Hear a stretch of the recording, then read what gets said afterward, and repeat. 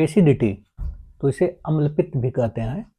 तो इसमें क्या होता है कि पेट का अम्ल सामान्य क्षारीय स्वाद से बदलकर अम्लीय हो जाता है।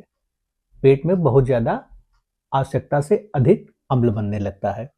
इसमें जो लक्षण है, मछली या उल्टी का होना, कभी कभी बीच बीच में अम्ल ज़्यादा बढ़ने पर उल्टी की भी समस्या होने लगती है।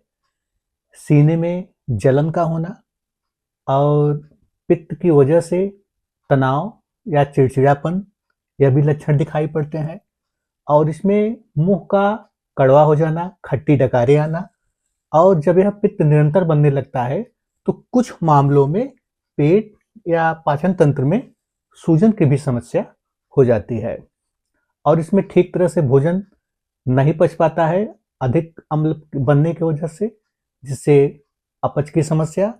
तो ये सब प्रमुख लक्षण है जो एसिडिटी वाले में समस्या में यह सब लक्षण दिखाई पड़ते हैं। अब चलिए बात करते हैं कि तनाव वाले पेशेंट में भी सेम यही भी समस्या होता है। तो उसमें क्या होता है कि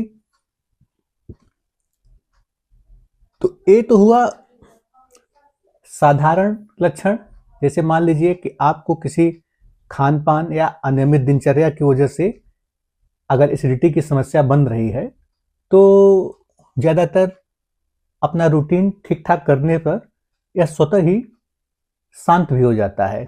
लेकिन कुछ मामलों में जैसे कि तनाव या डिप्रेशन की वजह से भी अगर एसिडिटी की समस्या बन रहा है तो उसमें क्या होता है कि ऐसे लोगों में बहुत ज़्यादा एसिडिटी की समस्या, हाइपर एसिडिटी की समस्या होने लगती है। और ठीक फोबिया में भी यही स्थिति है, उसमें भी बहुत ज़्यादा हाइपर एसिडिटी की समस्या होने लगता है। तो इसमें होता क्या है कि ऐसे लोगों का बार बार जो डिप्रेशन की वजह से जो ये समस्या पैदा होता है, तो उसमें क्या होता है कि ऐसे लोगों में अम्लपित्त की समस्या बहुत ज़्यादा दिखाई पड़ता है।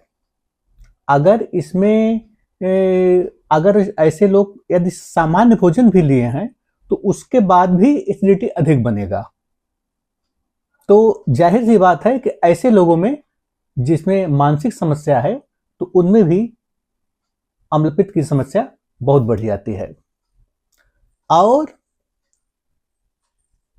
जैसे जैसे अम्लपित्त की समस्या पुराना होता है तो इसमें नाड़ी दुर्बलता की समस्या पकड़ लेती है। ऐसे लोगों में बहुत ज़्यादा वर्टिगो की भी शिकायत दिखाई पड़ता है, सर में भारीपन, उलझन, बेचैनी और थोड़ा सा काम में ही बहुत ज़्यादा थकान लगना। तो यह जो लक्षण है तो मानसिक समस्या वाले में यह सब लक्षण प्रकट होते हैं। ये तो हुआ दूसरा। अब तीसरा होता है जैसे कि पथरी की वजह से यदि यह समस्या हो रहा है तो उसमें भी एसिडिटी की समस्या बहुत ज़्यादा बनती है। लेकिन उसका क्या लक्षण है कि उसमें पेट के दाहिने तरफ से दर्द स्टार्ट होता है और पूरे पीठ में पकड़ लेता है। यह दर्द कई घंटों तक रह सकता है। और इसमें पीलिया की भी शिकायत बीच बीच में कभी कभी हो जाता है। तो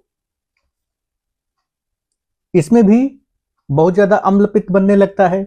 लेकिन सामान्यतः जो खाली एसिडिटी की समस्या है, अगर मान लीजिए उनको कोई मानसिक समस्या नहीं हुआ है और खाली एसिडिटी की समस्या है तो उसमें कोशिश करें कि अपना डाइट, परहेज, अगर योग पर ध्यान देंगे तो यह स्वतः ही शांत हो जाता है। लेकिन यदि एसिडिटी की समस्या हफ्ते, 15 दिन या महीने भर से भी ज़्यादा लगातार दिखाई पड़ रहा है, दवा लेने के बाद भी वह शांत नहीं हो रहा है, तब मानकर चलिए कि तुरंत आपको डॉक्टर को दिखाना चाहिए। और इसमें देर नहीं करना चाहिए और खुद से दवा लेने की भूल भी न करें। क्योंकि यदि वह लगातार पित्त की समस्या बन रहा है तो निश्चय ही है कि वह गॉलब्लैडर में पथरी की भी समस्या हो सकता है या किसी मानसिक समस्या की वजह से भी यह लक्षण पैदा हो जाता है। और सामान्यतः जो अम्लपित्त बन रहा है, अगर उसको डाइट, परहेज और योग पर ध्यान दिया जाए तो वह स्वतः ही शांत होने लगता है। अब चलिए बात करते हैं इसके कारण के संबंध में। तो तनाव, अनियमित दिनचर्या, अनुचित आहार और कुछ अन्य मामलों में जैसे कोई लंबे समय से दवा चल रहा है या कोई एलर्जी है तो उसमें भी सामान्यतः अम्लपित्त की समस्या हो जाता है। अब चलिए बात करते हैं इसके परहेज के संबंध में। तो जब तक आप एसिडिटी में आपकी समस्या में आप परहेज नहीं करेंगे तो दवा का भी रोल उतना बेहतर नहीं दिखाई पड़ता है। इसलिए परहेज इसमें बेहद इंपॉर्टेंट है। तो इसमें चाय, काफ़ी और अम्लीय भोजन जैसे तीखा, खट्टा और चिकना, मसाला, चीनी, मैदा और ऐसे लोगों को उड़द की दाल का सेवन तो बिल्कुल नहीं करना चाहिए।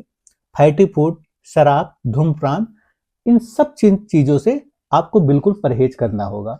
और इसके साथ साथ अपने डाइट पर भी विशेष ध्यान दें, क्योंकि जब तक आपका डाइट बेहतर नहीं रहेगा, सामान्यतः अम्लपित्त की समस्या आपको बार बार परेशान करेगा।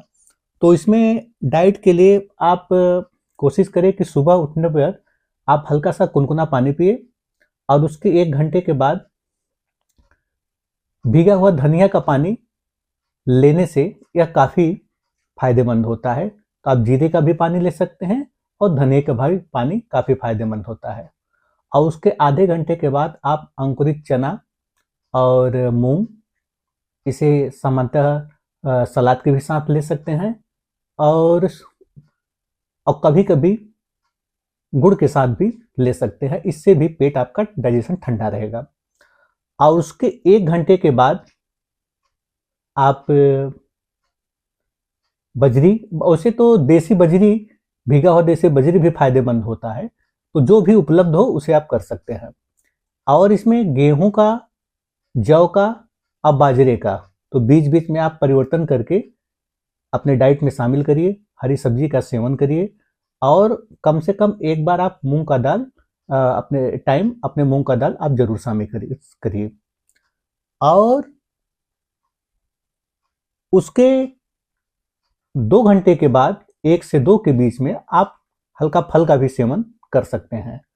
और 4 से 6 के बीच में एक बार आप नारियल पानी, ऐसे लोगों को जिसे अम्लपित्त की समस्या ज़्यादा हो रहा है तो उन्हें नारियल पानी कम से कम 24 घंटे में एक बार 4 से 6 के बीच में जरूर लेना चाहिए।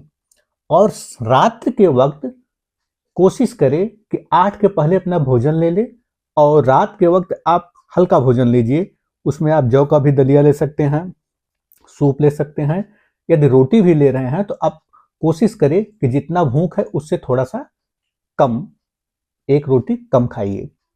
और तब आधे घंटे आप वॉक करिए। और ऐसे लोगों को ठंडा दूध, गर्म दूध नहीं पीना चाहिए, क्योंकि गर्म दूध से एसिडिटी की समस्या बढ़ जाती है। तो ठंडा दूध में हल्की सी बीच बीच में चीनी भी आप हल्का सा डालकर ले सकते हैं, यह भी फायदेमंद होता है। और जो लोग मीट लेना पसंद करते हैं तो ये किसी भी प्रकार का जो रेड मांस होता है उससे अवॉइड करें और वो मछली का सेवन कर सकते हैं, चिकन का भी सेवन कर सकते हैं, लेकिन बहुत ज़्यादा मसालेदार और चिकना ना हो। अब चलिए बात करते हैं कि इसके साथ साथ योग भी बेहद इंपॉर्टेंट है। तो योग में आपको क्या करना है कि कम से कम खाली पेट 10 से 15 मिनट ध्यान करना चाहिए और प्राणायाम करिए। 2 से 3 राउंड आप नाड़ी शोधन करिए।